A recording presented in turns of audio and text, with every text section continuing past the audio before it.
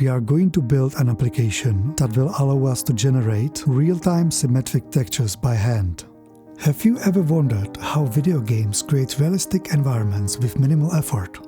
Let's uncover the secrets behind symmetric textures and explore their origin, purpose, and how the reflection tricks our brain into seeing more with less. Plus, we will implement these techniques efficiently, all in linear time complexity. The history goes far into the 8-bit era of personal computing, where even 1 megabyte of data was something unreachable. The whole program or a game had to fit into few kilobytes of space.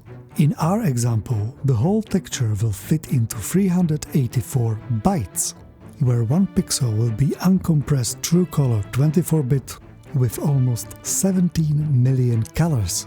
The texture will be in the shape of right-angled triangle, 16 by 16 pixels. The algorithm uses reflection symmetry. We start with a simple right-angled triangle texture and reflect it 7 times to create complete square texture. Here is the core idea. Instead of manually drawing every pixel in a pattern, we can take the advantage of symmetry.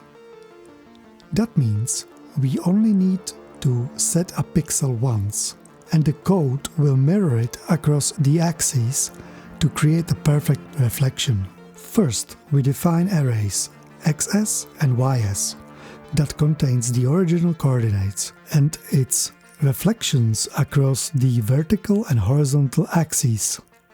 The idea is width minus x minus 1 and height minus y minus 1 give us the mirrored positions across the center axis. Next, we loop through these positions and calculate the pixel index. And as a last step, we flip the x with y and compute the new pixel index. The rest of the application follows the same template as the last video on RGB color picker. Source code is in the description. Thank you.